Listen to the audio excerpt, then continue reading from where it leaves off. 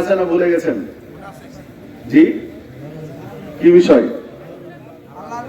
হালাল রুজির গুরুত্ব বা হারাম রুজির ভয়াবহতা। আমরা জান্নাতে যেতে চাই, তাই না? সবাই তো জান্নাতে যেতে চাই। তো জান্নাতে যাওয়ার জন্য যে শর্তগুলো আছে তার একটা শর্ত হলো হালাল রুজি ভক্ষণ করা। জান্নাতে যাওয়ার জন্য ইবাদত করা লাগে, ইবাদত কবুলের যে শর্ত তার একটা শর্ত, দোয়া কবুলের যে শর্ত তার একটা শর্ত হলো কি? হালাল রুজি ভক্ষণ করা।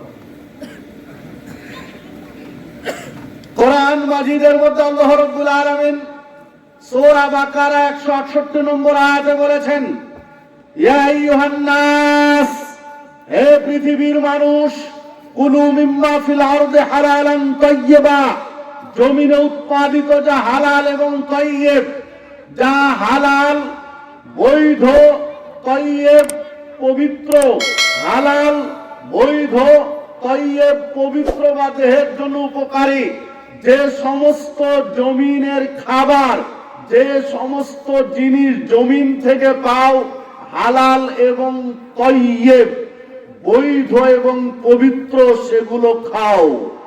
ওয়ালা তাত্তাবিউ খুতুওয়াতিশ শায়তান, খবরদার শয়তানের পদাঙ্ক অনুসরণ করো না। মানে যে খাবার হালাল নয় সেইটা খাওয়া শয়তানের অনুসরণ করা, যে খাবার পবিত্র নয় সেইটা খাওয়া শয়তানের অনুসরণ করা। ইন্নাহু লাকুম আদুব্বুম মুবিন, শয়তান মানুষের প্রকাশ্য শত্রু। যারা হালাল বাদ দিয়ে হারাম খায় তারা অনুসরণ করে কার? শয়তানের। যারা তাইয়্যিব বাদ দিয়ে অপবিত্র জিনিস খায় তারা অনুসরণ করে কার? শয়তানের। সূরা বাকারা 168 নম্বর আয়াত। অনুবাদটা বাড়িতে গিয়ে দেখেন, তাফসীর দেখেন, বিষয় এইরকমই। তাহলে হালাল এবং তাইয়্যিব খাবার খেতে হবে, বৈধ এবং পবিত্র খাবার খেতে হবে। যে কোনো খাদ্য খাওয়ার আগে দুইটা গুণ আছে কিনা দেখতে হবে, খাবারটা হালাল কিনা, খাবারটা তাইয়্যিব কিনা। দুইটা গুণ যদি থাকে খাবারের মধ্যে তাহলে খেতে হবে। এক বোতল পানি নিয়েছি, পানিটা দেখতে হবে আপনার জ্ঞান যতটুকু আল্লাহ দিয়েছেন, আপনার যতটুকু জ্ঞান দিয়েছেন জ্ঞান দিয়ে দেখতে হবে এটা হালাল কিনা, দ্বিতীয়ত এটা তাইয়্যিব কিনা। হালাল যদি হয়, তাইয়্যিব যদি হয়, বৈধ যদি হয়, পবিত্র যদি হয় খান। যদি সন্দেহ হয় যে এটা মনে হয় তাইয়্যিব নয় বা এটা হালাল নয়, তাহলে এটা খাওয়া যাবে না। বুঝাতে পারলাম কি? উদাহরণ হিসাবে পেশ করি, কলার গাছ সবাই চিনি, চিনি তো, কলাও সবাই চিনি, কলা খাই, তাই না? আপনার গাছের কলা, আপনার জমিতে গাছ লাগানো কলা, কলাটা পেকে আছে, একেবারে পুষ্ট পাকা কলা, কলাটা হালাল না হারাম বলেন তো? হালাল। কলাটা তাইয়্যিব না তাইয়্যিব না? তাইয়্যিব। খাওয়া যাবে না যাবে না? যাবে। একই জিনিস আপনি আর একজনের গাছ থেকে একদম কলার গাছেই পাকা কলা, গাছেই পেকে আছে, কলাটা চুরি করে নিয়ে চলে আসলেন। এবার বলেন কলাটা হালাল না হারাম? হারাম। তাইয়্যিব না তাইয়্যিব নয়? তাইয়্যিব। তাইয়্যিব। কলা তো অপবিত্র না, পবিত্র। কলাটা উপাদেয়, শরীরের জন্য উপকারী, ক্ষতিকর নয়, কিন্তু কলা হালাল নয়, হারাম। কারণ চুরি করা কলা। বুঝাতে পারলাম? কারণ অন্যের গাছে কলা হারাম, কিন্তু কলাটা তার তাইয়্যিব গুণটা ঠিক আছে, দেহের জন্য উপকারী গুণটা ঠিক আছে, কিন্তু হালাল নয়, তাহলে খাওয়া যাবে না। আপনার গাছের কলা পেড়ে নিয়ে এসেছেন, কাঁচা ছিল, খাওয়ার উপযোগী ছিল না, মজেনি, মজেনি না কি বলে, মজেনি, পাকেনি ঠিক মতো, পুষ্ট হয়নি, কলাটা রেখে দিলেন যে একদিন পরে খাবেন, ভুলে গেছেন। পরের দিন খাওয়া দরকার ছিল, ভুলে গেছেন। 4-5 দিন পরে মনে হচ্ছে যে একটা কলা পেড়ে রেখেছিলাম, আমার কাছেরই কলা, বের করে দেখছেন কলাটা পচে গেছে, পোকা হয়ে গেছে। এবার বলেন কলাটা হালাল না হারাম? একটু বুঝবেন, কলা কিন্তু হারাম নয়, কলা হালাল। কলা হালাল কিন্তু তৈয়ব নয়, পবিত্র নয়। কলা আপনার নিজের জমি, নিজের গাছের কলা, কলা হালাল কিন্তু তৈয়ব নয়, পবিত্র নয়, এটা ক্ষতিকর দেহের জন্য। বুঝাতে পারলাম? এই কলা খাওয়া যাবে না। তাহলে দুইটা গুণই লাগবে, হালালও থাকতে হবে, তৈয়বও থাকতে হবে। আপনার নিজের গাছেরটা আপনি খাবেন, জি না, তৈয়ব হতে হবে, দেহের জন্য উপকারী হতে হবে, ক্ষতিকর নয়। আল্লাহ রাব্বুল আলামিন এই নীতিমালা দিয়েছেন কোরআন মাজিদের মধ্যে। রাসূলুল্লাহ সাল্লাল্লাহু আলাইহি ওয়াসাল্লাম হাদিসে উসুল নীতিমালা দিয়েছেন, লা দরারা ওয়ালা দিরারা, যেটা ইবনে মাজাহর মধ্যে হাদিসটি রয়েছে, যে নিজের ক্ষতি হয় কিংবা অন্যের ক্ষতি হয় এই জিনিস খেতে পারবে না, এই জিনিস করতে পারবে না। নিজের ক্ষতি হবে এইটা খেতে পারবে না। তুমি খেয়েছো কিন্তু আরেকজনের ক্ষতি হবে, তুমি খাওয়ার কারণে আরেকজনের ক্ষতি হবে, তোমার ক্ষতিও হবে, আরেকজনের ক্ষতি হবে, এই জিনিসও খেতে পারবে না। এটা উসুল নীতিমালা, এটা উসুল নীতিমালা। দুধের বাচ্চা দুধ খায় মায়ের, এই বাচ্চার ঠান্ডা লেগেছে, নিউমোনিয়া হয়েছে, মা আইসক্রিম খেতে পারবে না? পারবে না? বলেন জি, পারবে না। ডাক্তার নিষেধ করে। কেন নিষেধ করে? বাচ্চার ক্ষতি হবে। ক্ষতি হবে কার? বাচ্চা। পেটে বাচ্চা আছে, গর্ভবতী মা, গর্ভবতী মা কৃমি ডিস্টার্ব করছে পেটে, কৃমির ওষুধ খেতে দেয় না? দেয় না ডাক্তার? দেয় না। কেন? বাচ্চার ক্ষতি হবে। লা দরারা ওয়ালা দিরারা, নিজের ক্ষতি হয় কিংবা অন্যের ক্ষতি হয় এই জিনিস খেতে হবে না। কি সুন্দর নীতিমালা দেখেন ইসলামের। তাহলে হালাল এবং তাইয়্যিব, নিজের ক্ষতি হবে না, অন্যের ক্ষতি হবে না, এই খাবারগুলো আপনাকে আমাকে বেছে নিতে হবে। হারাম খাদ্য এই দেহে প্রবেশ করানো যাবে না। عن أبي هريرة رضي الله عنه قال قال رسول الله صلى الله عليه وسلم, আবু হুরায়রা রাদিয়াল্লাহু আনহু বলেন, রাসূলুল্লাহ সাল্লাল্লাহু আলাইহি ওয়াসাল্লাম বলেছেন, ইন্নাল্লাহা তাইয়্যিব লা ইয়াকবালু ইল্লা তাইয়্যিব, আল্লাহ পবিত্র, আল্লাহ পবিত্র ছাড়া পবিত্র জিনিস গ্রহণ করেন না, কবুল করেন না। আল্লাহর জাত, আল্লাহর সত্তা পুত পবিত্র, তিনি পবিত্র ছাড়া অপবিত্র জিনিস কবুল করেন না। ওয়া আন্নাল্লাহা আমারাল মুমিনিনা বিমা আমারা বিহিল মুরসালিন, নবী রাসূলদেরকে আল্লাহ যে নির্দেশ দিয়েছিলেন অতীতে, একই নির্দেশ মুমিনদেরকে দিয়েছেন। সুম্মা যাকারার রাজুল ইউতিলিস সাফার আশআতা ওয়া আকবারা ইয়ামুদ্দু ইয়াদাইহি ইলাস সামা, এরপরে একটা মুসাফিরের উদাহরণ দিলেন আল্লাহ রাসূল সাল্লাল্লাহু আলাইহি ওয়াসাল্লাম। যে লোকটা মুসাফির আসমানের দিকে হাত তুলে দোয়া করছে, হে রব্বি, হে রব্বি, হে আমার প্রভু, হে আমার প্রভু, আল্লাহর কাছে মোনাজাত করছে, আল্লাহ ক্ষমা করো, আল্লাহ এইটা দাও, ওইটা দাও, আল্লাহর কাছে ইয়া রব্বি, ইয়া রব্বি বলে মোনাজাত করছে। ও মাতামু হারামুন, অথচ যে খাবারটা খেয়েছে এই খাবারটা ছিল হারাম। অমাশরাবু হারামুন, যে পানি পান করেছে এই পানিটা ছিল হারাম। অমালবাসু হারামুন, যে পোশাক পরে আছে এই পোশাকটাও হারাম। হয় পোশাকটাই হারাম, না হলে পোশাকটা কেনা আছে হারাম টাকা দিয়ে। অবুদ্দেবিল হারাম, তার শরীরের রক্ত, গোশত, হাড় হাড্ডি গঠন হয়েছে, বড় হয়েছে হারাম খাদ্য দিয়ে। ফান্না ইস্তাজবালে যালিক, কিভাবে আল্লাহ তার দোয়া কবুল করবেন, কিভাবে আল্লাহ তার ইবাদত করবেন, কবুল করবেন, কিভাবে আল্লাহ তার প্রার্থনা কবুল করবেন? কেননা আল্লাহ হালাল ছাড়া হারাম কবুল করেন না। সহিহ মুসলিমের 2393 নম্বর হাদিস। সম্মানিত উপস্থিতি, মুসাফির যদি ইয়া রব্বি, ইয়া রব্বি বলে দোয়া করে, মোনাজাত করে, তার খাবার হারাম বা পানি হারাম বা পোশাক হারাম, কোন একটা যদি হারাম হয়, মুসাফিরের দোয়া কবুল। ছোট্ট একটা বুঝার বিষয় আছে এখানে। মুসাফিরকে দিয়ে উদাহরণ কেন দিলেন? উদাহরণ তো দেওয়া যেত অনেক, কি মুসাফিরকে দিয়ে কেন উদাহরণ দিলেন? আর একটা হাদিস বুঝলে এই হাদিসকে বোঝা সহজ হবে।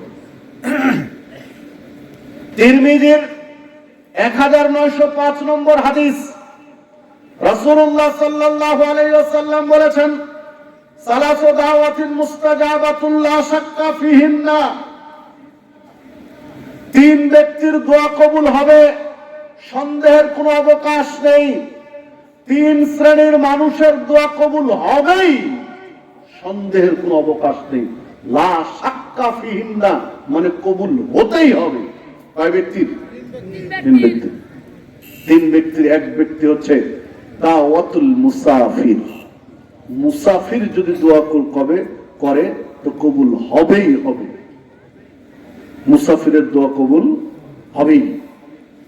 দাওয়াতুল মাজলুম, মাজলুম যদি দোয়া করে জালেমের বিরুদ্ধে তো দোয়া কবুল হবেই, কোনো সন্দেহ নেই। একটু আগে না হয় একটু পরে কবুল হবে। খবরদার জালেম হবেন না, মাজলুমের কাতারে থাকেন।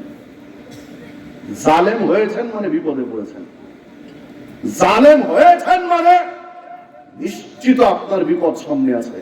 একটু দেরি হবে না, একটু আগে পাবে, আগে পাবে। মাজলুম হন, বিজয় আপনার হবে। ইতিহাস তার প্রমাণ। নমরুদ জালেম ছিল না মাজলুম ছিল? জালেম। মাজলুম কে ছিলেন? মুসা আলাইহিস সালাম। সারা পৃথিবী খুঁজে একজনের নাম বের করতে পারবেন যার নাম নমরুদ?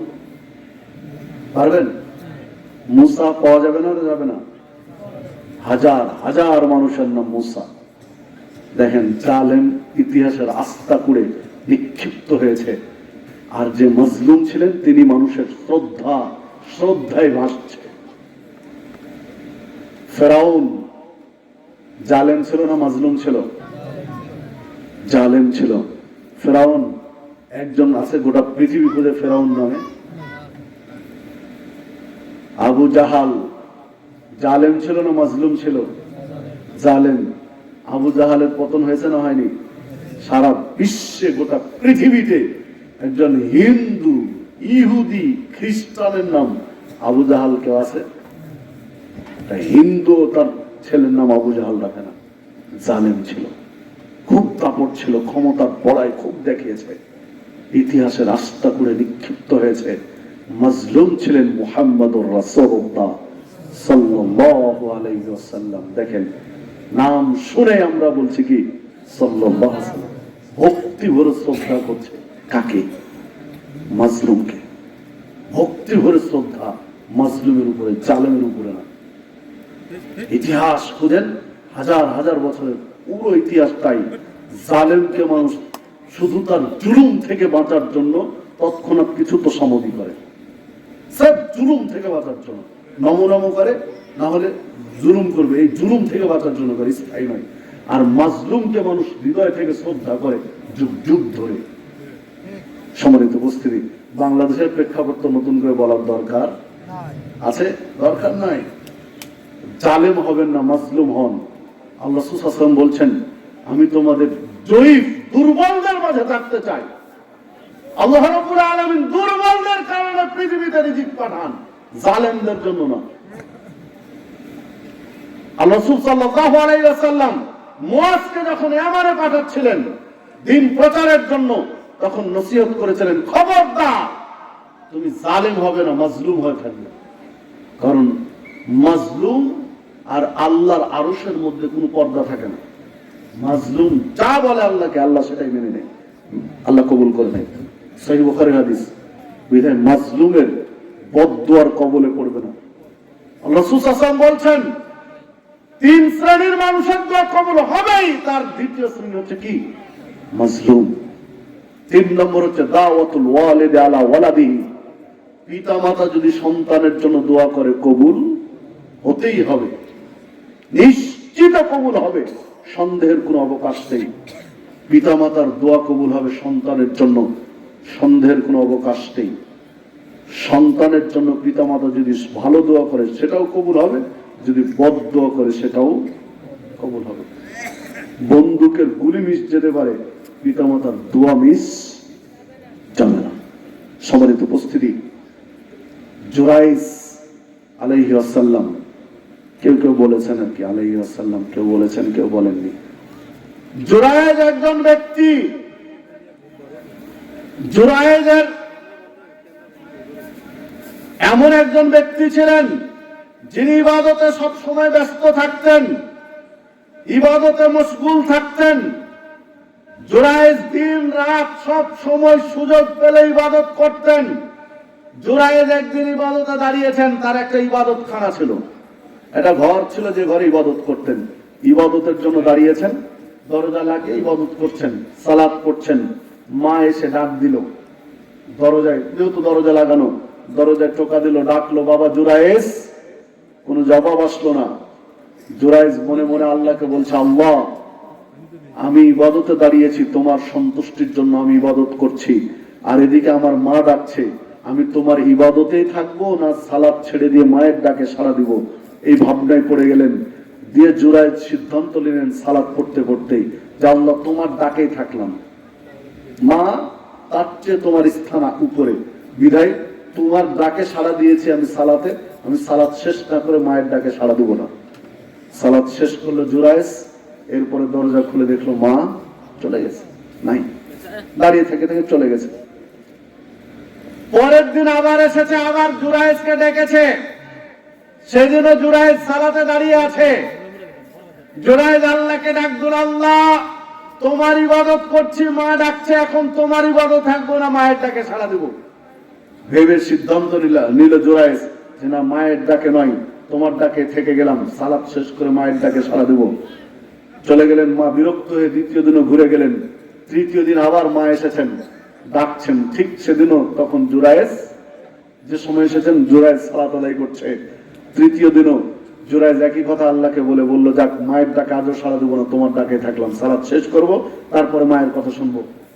তৃতীয় দিন যখন চলে যায় মা বিরক্ত হয়ে, তখন রাগ করে বলছে যে একটা ব্যভিচারী মহিলার মুখ না দেখা পর্যন্ত তোর যেন মৃত্যু না হয়। রাগ করে বদদোয়া করে চলে গেল।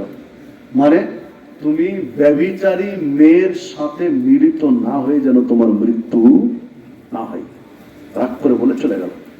আল্লাহ রাসূল সাল্লাল্লাহু আলাইহি ওয়াসাল্লাম বলছেন, তার মা যদি এর চেয়েও কোনো কঠিন বদদোয়া করতো তাহলে আল্লাহ কবুল করতেন। মানে মা দোয়া করেছেন, দোয়া কবুল হয়ে গেল।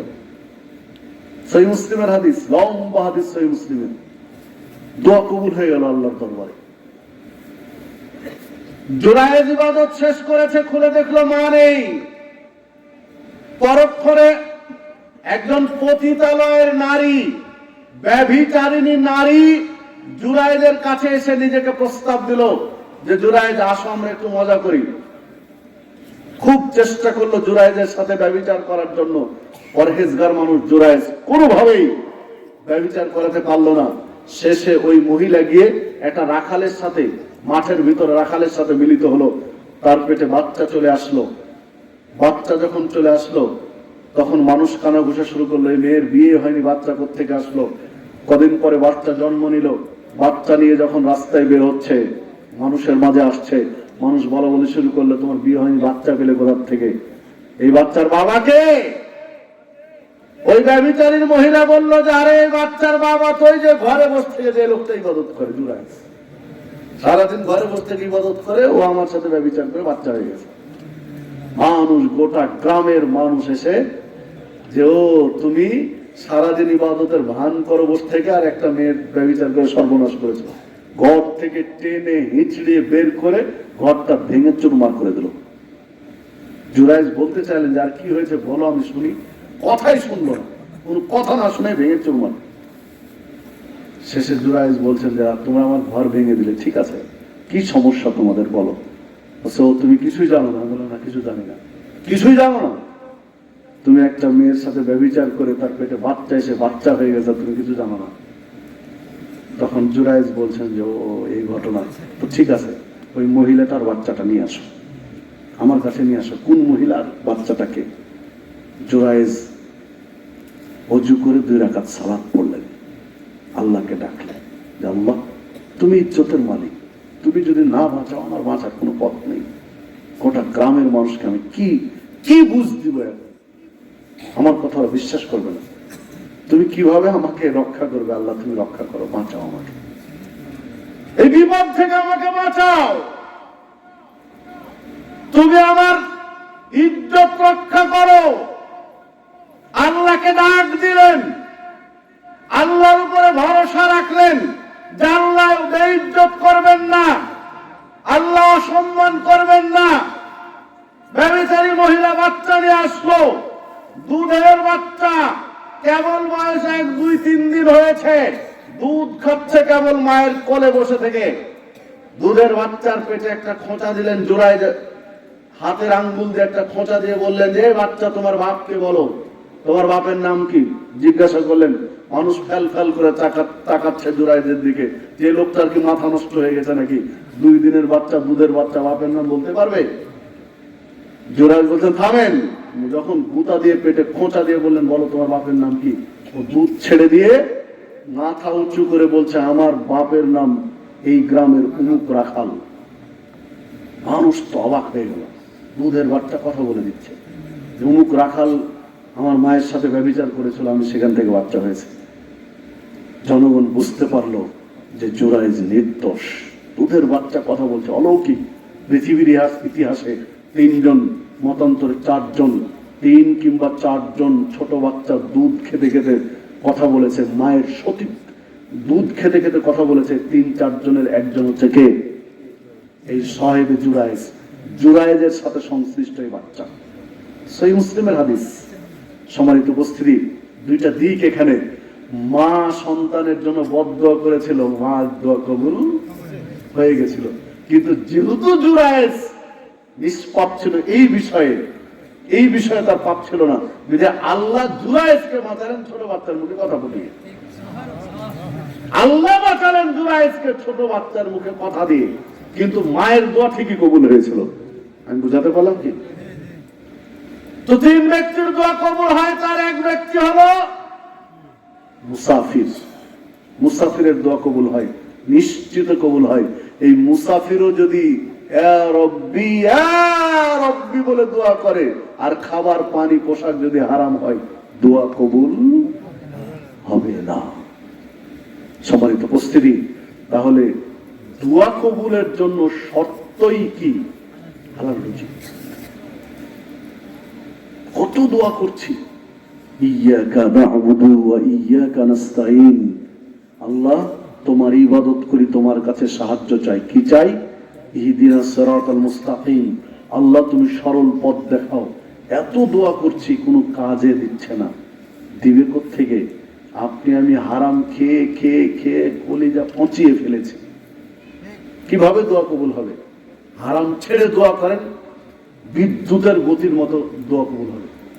বিদ্যুতের গতি বুঝি তো নাকি? আল্লাহ রাব্বুল আলামিন সূরা তালাকের মধ্যে বলেছেন, ওমান ইয়াত্তাকিল্লাহ ইয়াজআল লাহু মাখরাজা, কেউ যদি আল্লাহ ভীতি অর্জন করে, তাকওয়াশীল হয়, তার একটা পথ বের করে দিবেন। যে বিপদে পড়ুক না কেন, আল্লাহ তার উদ্ধারে একটা পথ করে দিবেন। জুরাইজের পথ বের করে দেন, বের করে দিয়েছেন। যে সমস্যায় পড়ুক না কেন, আল্লাহ তার একটা পথ বের করে দিবেন, যদি তাকওয়াশীল হয়। আল্লাহ তাকওয়াশীল ব্যক্তির পথ বের করেছিলেন, কারেন্টের মতো দোয়া কবুল করেছেন, বিদ্যুতের গতিতে দোয়া কবুল হয়েছে। আর ইব্রাহিম আলাইহিস সালামের স্ত্রী সারা আলাইহিস সালামের জালেম বাদশার কবল থেকে বাঁচার স্বার্থে ইব্রাহিম আলাইহিস সালাম স্ত্রী সারা আলাইহিস সালামকে নিয়ে জালেম বাদশার এরিয়া ছেড়ে চলে যাচ্ছেন। সহিহ বুখারীর হাদিস, আল্লাহ রাসূল সাল্লাল্লাহু আলাইহি ওয়াসাল্লাম বলছেন, তৎকালীন পৃথিবীতে সবচেয়ে সুন্দরী মেয়ে ছিলেন, মহিলা ছিলেন সারা আলাইহিস সালাম। বিশ্ব সুন্দরী আমরা বলি, তাই না? তো বিশ্ব সুন্দরী ছিলেন কে? সারা আলাইহিস সালাম। এটা হাদিসের শব্দ, যে তৎকালীন সময়ে সবচেয়ে সুন্দরী ছিলেন। জালেম বাদশার নীতি ছিল, জালেম বাদশার গতি ছিল, যে কোনো সুন্দরী মেয়ে যদি পেত তাহলে তার সাথে ব্যভিচার করত। জালেম বাদশার সৈন্যবাহিনীর একটা গ্রুপই ছিল, ওরা এলাকায় বিভিন্ন এলাকায় ঘুরে ঘুরে খুঁজতো, একটা সুন্দরী মেয়ে পেলে ধরে নিয়ে যেত জালেম বাদশার কাছে। জালেম বাদশা উপহার দিত, যে সবচেয়ে ভালো মেয়ে নিয়ে, যে সুন্দরী মেয়ে নিয়ে যেতে পারতো তাকে পুরস্কার দিত। তো এই জন্য সেনাবাহিনী খুঁজে বেড়াতো যে সুন্দরী মহিলা কোথায় পাওয়া যায়। তো সুন্দরী পেয়ে গেল, সারা আলাইহিস সালামকে। আল্লাহ সুবহানাহু বলছেন সবচেয়ে সুন্দরী তৎকালীন সময়ে ইব্রাহিম আলাইহিস সালাম, সারা আলাইহিস সালাম চলে যাচ্ছেন, জালিম বাদশার সৈন্যবাহিনীর সামনে পড়ে গেলেন।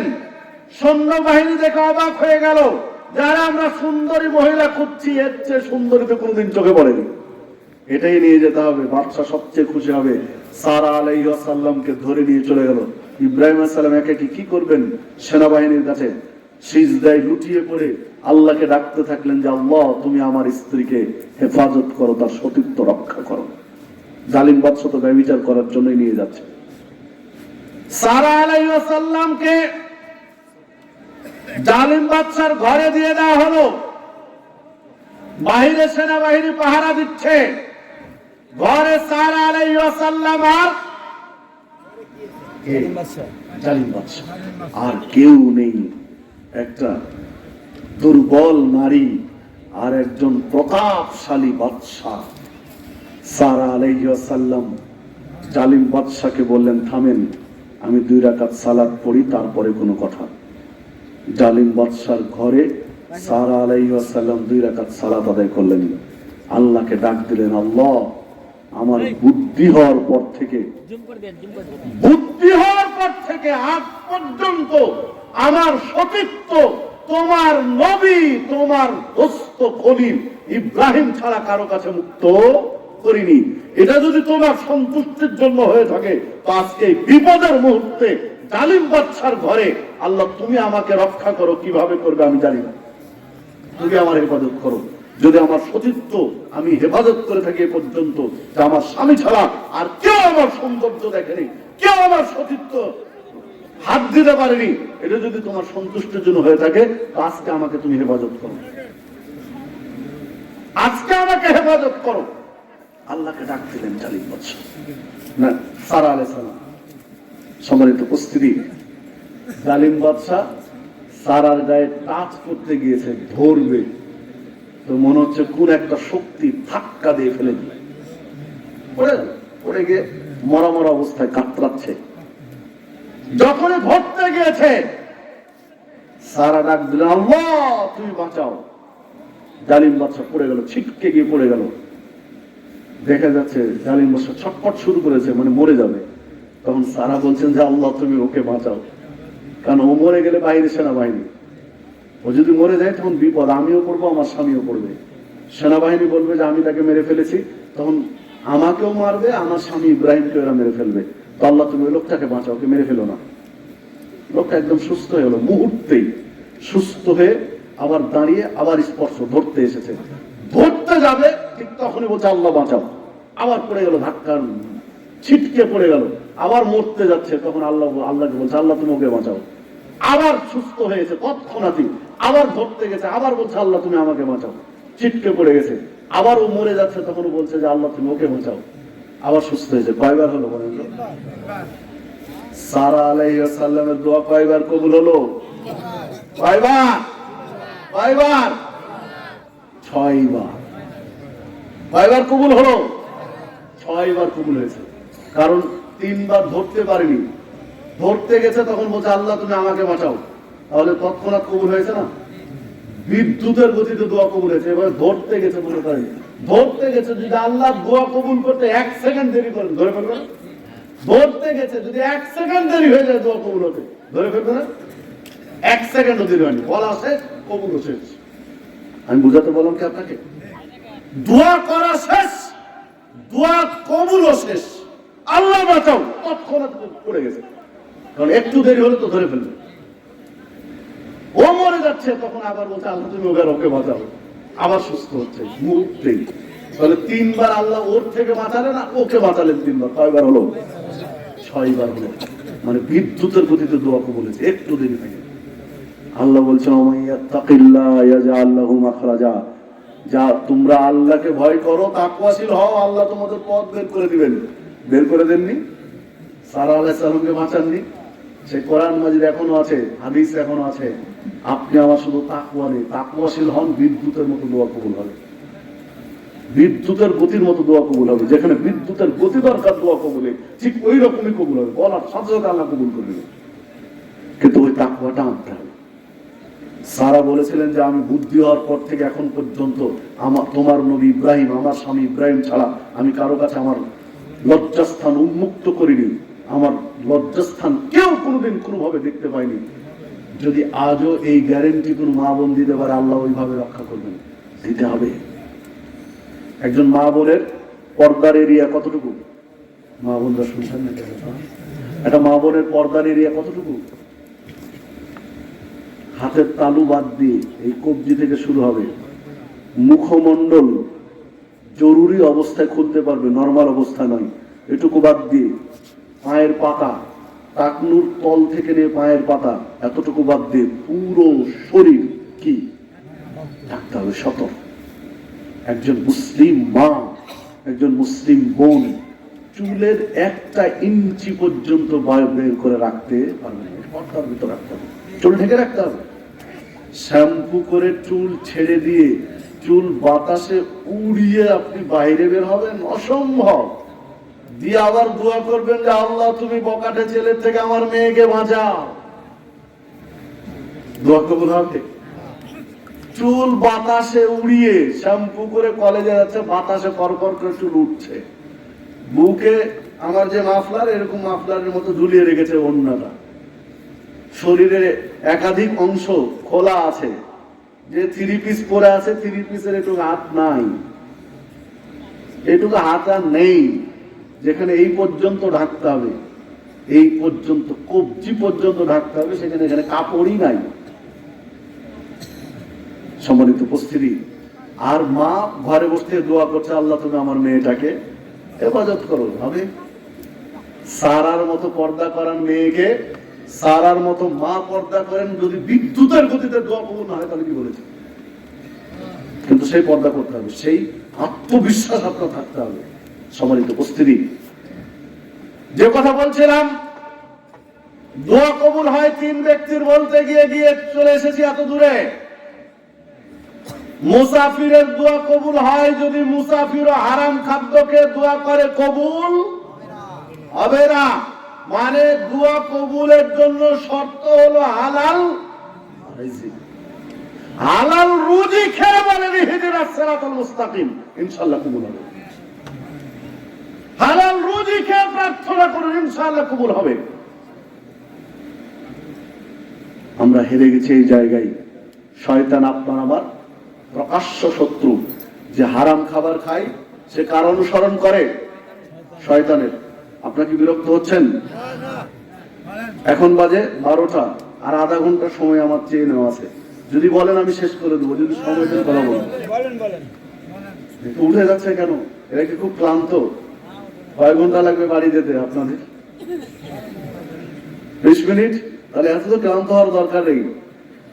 আর 12টা পার করে আজ আমিও করতে চাই না, কিন্তু আমাকে তো উঠালেনি আপনারা 11টার পরে। দোষ কি আমার? দেরি করে তো আপনারা উঠিয়েছেন, একটু সময় দেন, একটু বিষয়টা শেষ করি। ঠিক আছে, ঠিক আছে। আমি তো কোনো কিস্সা কাহিনী গল্প বলিনি, বলেছি এ পর্যন্ত যা বলছি কোরআন এবং হাদিস থেকে বলছি। সবারই তো উপস্থিতি। হালাল রুজি জরুরি আপনার আমার জন্য। হালালও খায় হারামও খায়, হালাল হারাম মিক্সড করে খাচ্ছে আপনি। আমি হারাম কিভাবে খাই দু একটা কি দেখাবো, দু একটা উদাহরণ দিব, কষ্ট পাবেন না, রাগ করবেন না তো? আল্লাহ রাসূল সাল্লাল্লাহু আলাইহি ওয়াসাল্লাম বলছেন, ইয়াতি আলান নাসে জামানুন লা ইউবালিল মারউ মা আখাযা মিনহু মিনাল হালাল আম মিনাল হারাম। এমন একটা সময় চলে আসবে মানুষের মাঝে, মানুষ পরোয়া করবে না, তোয়াক্কা করবে না, ভাববে না হালাল ইনকাম করলাম না হারাম ইনকাম করলাম, হালাল ইনকাম করলাম না হারাম ইনকাম করলাম। মানুষ তোয়াক্কা করবে না, ভাববে না, চাই টাকা, টাকা টাকা হলে হবে, হালাল হোক আর হারাম হোক। সহিহ বুখারীর 2056 নম্বর হাদিস দেখেন, 2059 নম্বর হাদিস সহিহ বুখারী। মিল আছে কিনা দেখেন, এখন ওই যুগটা প্রায় চলে এসেছে। মানুষ হালাল হারাম আর তোয়াক্কা করে না, পরোয়া করে না। রাসূলুল্লাহ সাল্লাল্লাহু আলাইহি ওয়াসাল্লাম বলেছেন, কুল্লু মুসকিরিন খামরুন ওয়া কুল্লু খামরিন হারাম। প্রত্যেকটা নেশাজাতীয় দ্রব্য মদ, প্রত্যেকটা নেশাজাতীয় দ্রব্য হারাম। রাসূলুল্লাহ সাল্লাল্লাহু আলাইহি ওয়াসাল্লাম বলেছেন, মা আসকারা কাসীরুহু ফাকালিলুহু হারাম, যেই জিনিস বেশি করে খেলে নেশা হবে তার সামান্য পরিমাণ খাওয়া হারাম। নেশা জাতীয় দ্রব্য হালাল না হারাম? হারাম। যে হাদিস বললাম প্রথমটা সহিহ মুসলিমের 5336 নম্বর হাদিস, আর পরেরটা হলো ইবনে মাজাহ 3393 নম্বর হাদিস। সম্মানিত উপস্থিতি, যে কথা বলছিলাম যে দেখুন, নেশা জাতীয় দ্রব্য ইসলামী শরীয়তে হারাম হারাম হারাম, কোনো সুযোগ নেই। এখন আপনি যদি বলেন যে জর্দা গুল হালাল মাকরু, সুযোগ আছে? জর্দা গুলে নেশা হয় না? হয় না? বিড়ি সিগারেটে নেশা হয় না? হয় না? তামাক জাতীয় দ্রব্য গাঁজাতে নেশা হয় না? হয় না? ইয়াবা, হিরোইন, ফেন্সিডিল, দেশি বিদেশি মদ হয় না? হয় না? হয়। তাহলে এগুলো কি হারাম? বিড়ি সিগারেট জর্দা গুল তামাক জাতীয় খাবার গাঁজা যা আছে, হিরোইন, ফেন্সিডিল, দেশি বিদেশি মদ, ইয়াবা, কি এগুলো হারাম। এগুলো হারাম। এই হারাম খাদ্য খেয়ে ইবাদত করলে, প্রার্থনা করলে কবুল থাকতে হবে। বিড়ি সিগারেট জর্দা গুল চলে না? চলে না? চলে না? চলে না? চলে। হারাম খেয়ে ইবাদত করলে কোত্থেকে কবুল হবে?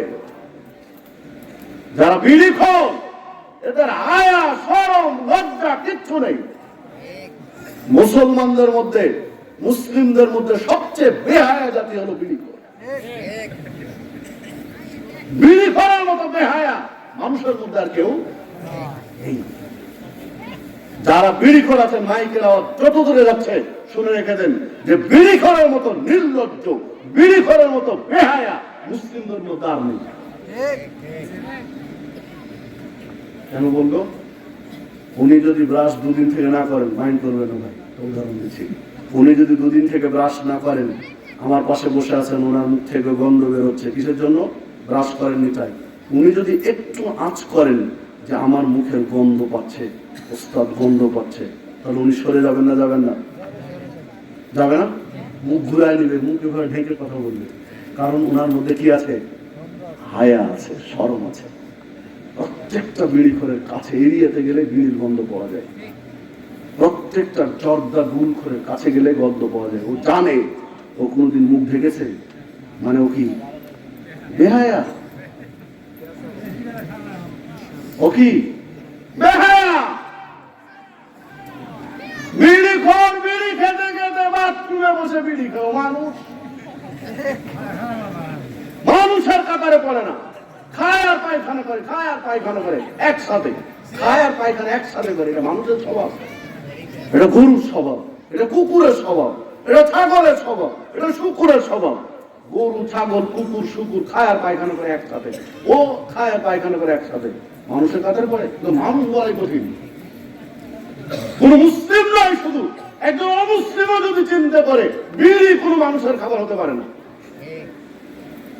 বিড়ি কোনো মানুষের খাদ্য হতে পারে না। কোন অমুসলিমও যদি ঠান্ডা মাথায় চিন্তা করে, তো মাথায় আসবে যে বিড়ি কোনো মানুষের খাদ্য হতে পারে না। খাবে আর পায়খানা করবে, এটা তো মানুষের স্বভাবের হতে পারে না। ওই যে বেটা লিখেছে বিল বোর্ডে, সাইন বোর্ডে, স্বাদে গন্ধে অতুলনীয়, প্রতি টানে তৃপ্তি আনে, ও বেটা ঠিকই লিখেছে, অনেক গবেষণা করে লিখেছে। কারণ সকাল ভোরে বাসি পেটে যা আউট করে বাথরুমে বসে, আর যা খায়, যা আউট করে তার গন্ধ, আর যা খায় তার স্বাদ আসলে অতুলনীয়। ওটা কোনো তুলনাই হবে না। হবে তুলনা? ওই গন্ধ আর ওই স্বাদ, ওই জায়গার কোন তুলনা হবে? ও বেটা খুব চিন্তা করে লিখেছে, যে লিখেছে এই বিল, এই সাইন বোর্ড। সম্মানিত উপস্থিতি, বিড়ি করে মাথায় দিয়ে গেলাম, একটু চিন্তা করবেন। আমার কথাটা শুধু আপনার কলিজা ছিদ্র হয়ে ঢুকুক, কালকে সারাদিন ভেবে সিদ্ধান্ত নিন, খাবেন না ছেড়ে দিবেন।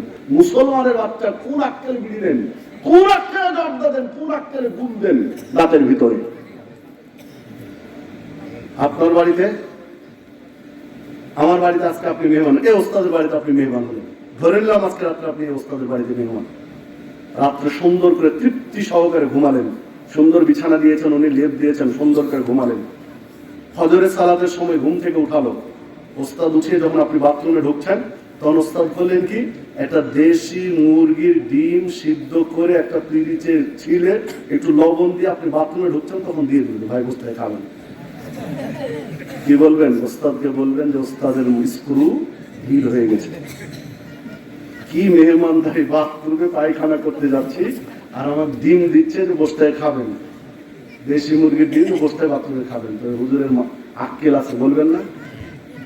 ও ওস্তাদ একদিন ভালো জিনিস আপনাকে বাথরুমে খেতে দিয়েছেন, তাই উনি বেআক্কেল, স্ক্রু ঢিল। আর মিয়া তুমি প্রত্যেক দিন কি টানো, তোমার আক্কেল আছে? ওস্তাদের স্ক্রু ঢিল আছে, তোমার স্ক্রুই নাই, তার আগে ছিঁড়ে গেছে তোমার। যদি স্ক্রু থাকতো মাথায়, তাহলে বেড়ি কোনো মুসলিম খেত না। বাথরুমে যে জিনিস খায় ওটা মুসলমান খাওয়া নয়, কোনো অমুসলিমও খাবে না, যেটা কোনো মানুষের খাদ্য হতে পারে না, যে জিনিস বাথরুমে খায় মানুষ। ছেড়ে দিবেন, মাইকের আওয়াজ যত বলে যাচ্ছে।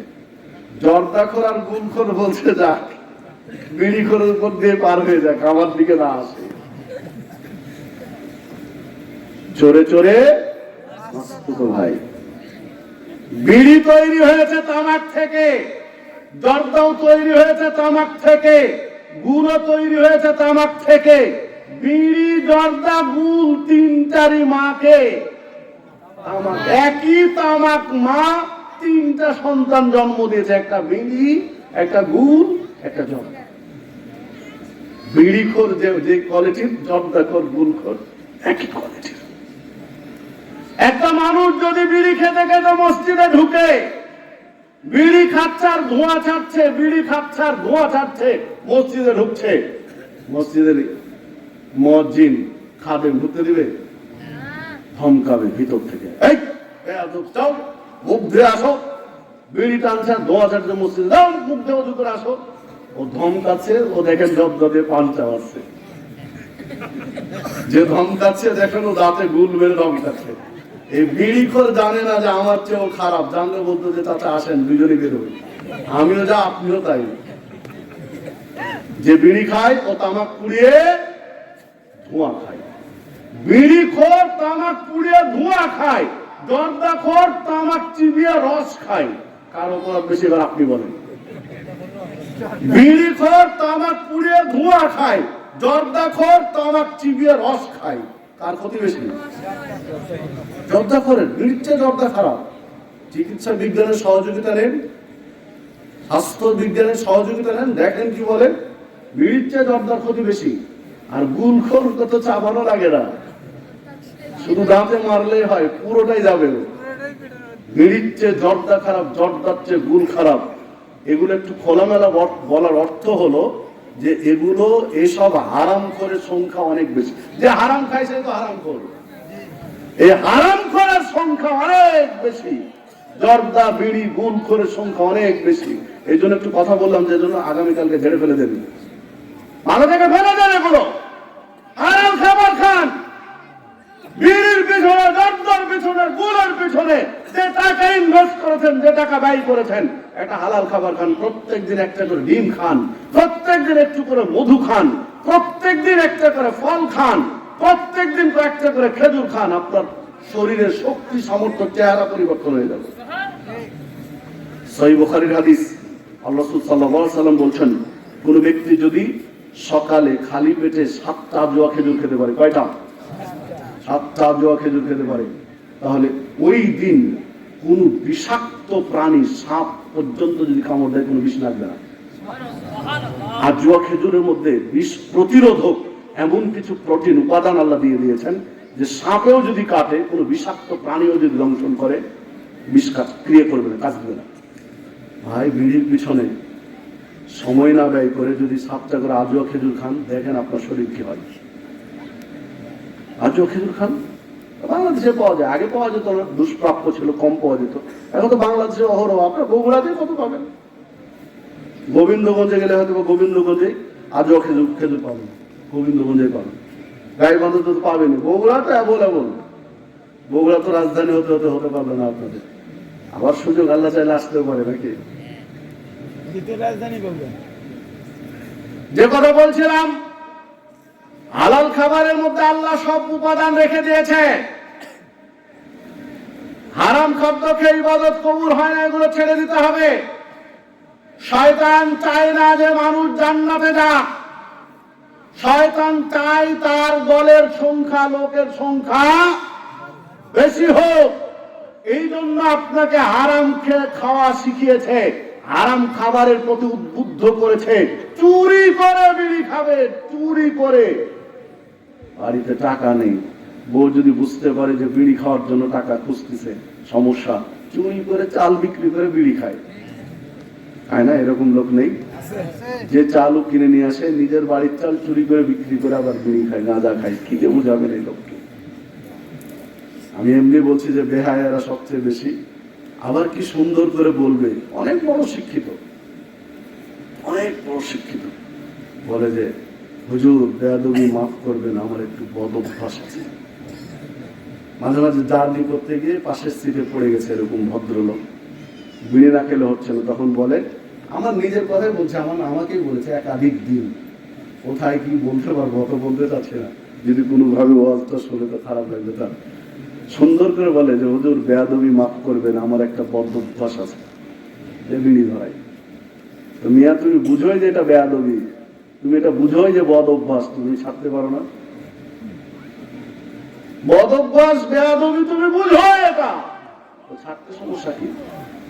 মানে হায়া শরম যে কম আছে, আরো প্রমাণ লাগবে?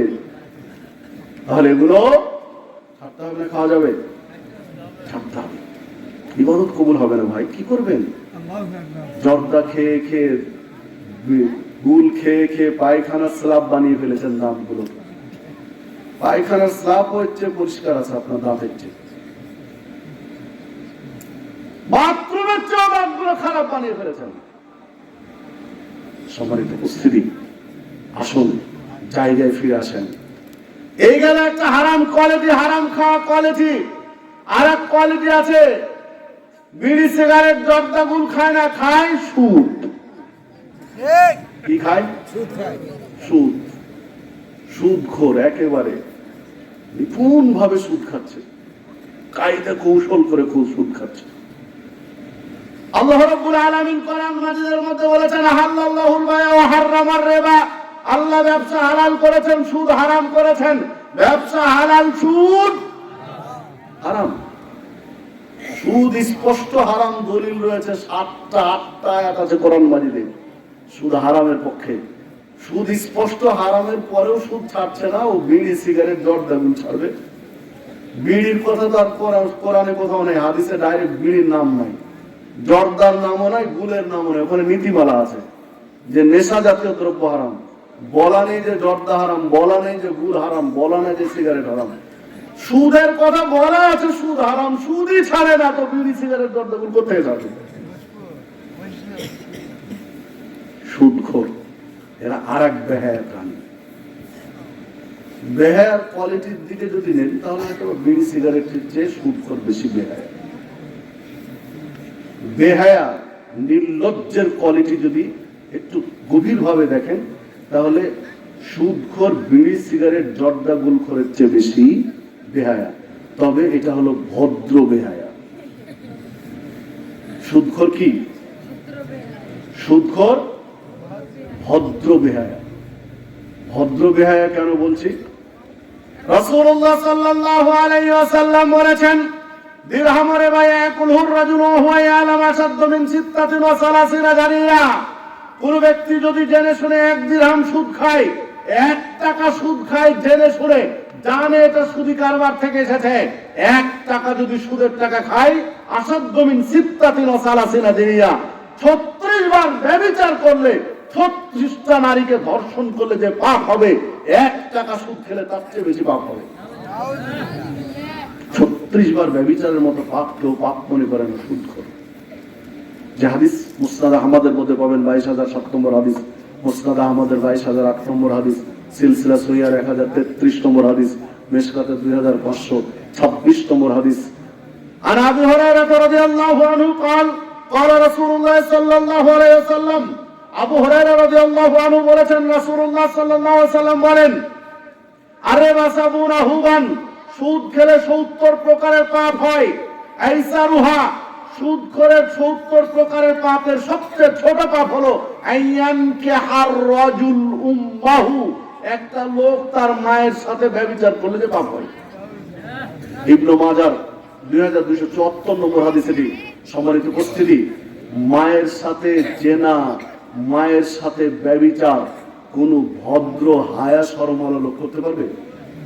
যে মায়ের দুধ খেয়েছে ওই মায়ের সাথে ব্যভিচার কোন শরম আছে এরকম লোক পারবে কি? যার কোনো কোয়ালিটি নেই, যার কোনো কোয়ালিটিতে পড়ে না, এই লোকের পক্ষে সম্ভব। আল্লাহ রাসূল সাল্লাল্লাহু আলাইহি ওয়াসাল্লাম এই উদাহরণ দিলেন যে সুদ খাওয়া আর মায়ের সাথে জেনা করা কোনটার পাপ বেশি? সুদ খাওয়ার মায়ের সাথে জেনা করা কোনটার পাপ বেশি বলেন? সুদ খাওয়া 70 প্রকার পাপের সবচেয়ে ছোট। 70 প্রকার পাপের সবচেয়ে ছোট পাপ হলো মায়ের সাথে জেনা করার মতো। সুদ খাওয়ার পাপ হলো মায়ের সাথে জেনা করার মতো, এটা হলো সবচেয়ে ছোট পাপ। এই উদাহরণ দেওয়ার পরেও মায়ের সাথে জেনা করার মতো পাপ করতেও দ্বিধাবোধ করে না সুদখোর। তো ভদ্র বেহায়া না? আমার কথা বুঝতে পেরেছেন কি? এই গ্রামে যদি একটা দরিদ্র ছেলে পরহেজগার, টাকা পয়সা নেই, কোন রকম দিন আনে দিন খায়, কষ্ট করে উপার্জন করে দিন চালায়, কিন্তু পরহেজগার, তার কোন চরিত্রে ব্লেম দেওয়ার মতো কোন সুযোগ কারো নেই, তার চারিত্রিক কোন দোষ খুঁজে পাওয়া কঠিন আছে, এইরকম একটা ভদ্র সুন্দর পরহেজগার ছেলে, কিন্তু টাকা পয়সা নেই। এই গ্রামের মধ্যবিত্ত, বেশি বড় লোকও বলবো না, মধ্যবিত্ত একটা পরিবারের একটা ভালো মেয়ে আছে। যদি এই ছেলেটা ওই মেয়েকে প্রস্তাব দেয় মেয়েটা ভালো হিসাবে, তো মেয়ের বাপ নাক ছিটকায় যে তোমার মতো ফকিন্নির ঘরে বেন্নার ঘরে কাছে আমি মেয়ে দিব? বলে না? বলে না? সমাজের বাস্তবতা স্বীকার করেন আর নাই করেন। এই গ্রামে একটা সুদখোর বড় লোক ছেলে আছে, বাপ সুদের টাকা হাজার হাজার টাকার, লাখ লাখ কোটি কোটি টাকার মালিক। যদি একবার বলে এই মধ্যবিত্ত পরিবারের মেয়েটার প্রস্তাব নিয়ে আসে যে আমার ছেলের সাথে তোমার মেয়ের বিয়ে দিতে চাচ্ছিলাম, ওর পিছনে পিছনে ছুটছে যে বলেন কখন দিনক্ষণ করতে চাচ্ছেন। মানে সুদখোর ছেলের সাথে সুদ খাওয়া ছেলের পরিবারে বিয়ে দিতে তার একটু দ্বিধাবোধ নেই, একটা পরহেজগার ছেলেকে বিয়ে দিবে না। কি সমাজের ব্যবস্থা না? আরো মায়ের সাথে যারা করার মতো পাপ করে, অদিব্য হারাম খায়, আপনার মেয়েকে নিয়ে গেও হারাম খাওয়াবে, আপনার মেয়েরা ওরসে যে বাচ্চাগুলো জন্ম নিবে তাদেরকে হারাম খাওয়াবে, সুদ খাওয়াবে, হারাম খোর বানাবে, কোনো আপত্তি নেই, খুশি মনে। আরে আমার জামাই এত বড় কোটি কোটি টাকার মালিক গো, কিন্তু ও যে পাক্কা সুদখোর, কোনো দ্বিধাবোধ নেই, লজ্জা শরম কিচ্ছু করে না। একটা পরহেজগার ছেলে একটু দরিদ্র দিতে চায় না। জি, ছেলে মেয়েকে কার কাছে বিয়ে দিচ্ছেন একটু খেয়াল করিয়েন, পরহেজগার ছেলে মেয়ের হাতে বিয়ে দেন। সম্মানিত উপস্থিতি, যে কথা বলছিলাম, হালাল রুজি খান হারাম নয়, ঘুষ কি হারাম? ঘুষ হারাম। সমাজে আছে না নেই? ঘুষের দৌরাত্মে আল্লাহ স্বাধীনতার পরে ঘুষ নির্মূল করার তৌফিক দেখ যারা সব রাষ্ট্র চালাচ্ছে। স্বাধীন নতুন করে হয়েছে দেশ নাকি? স্বাধীনতার শুধু কলম খাতায় হলে হবে না, বাস্তবতায় স্বাধীনতা থাকতে হবে। যারা দেশ চালাচ্ছেন তাদের কাছে দাবি রাখবো, বাস্তবতায় স্বাধীনতা হবে। আগেও ঘুষ দেওয়া লাগতো, এখনো ঘুষ দেওয়া লাগে, তাহলে লাভটা কি হলো? রক্ত জড়িয়ে। সবার একটু উপস্থিতি, ঘুষ হারাম। ঘুষ খায় না? খায় না? মানুষ খায় না? জিনেরা খায়, মানুষে খায়, তাহলে হারাম খাচ্ছে না?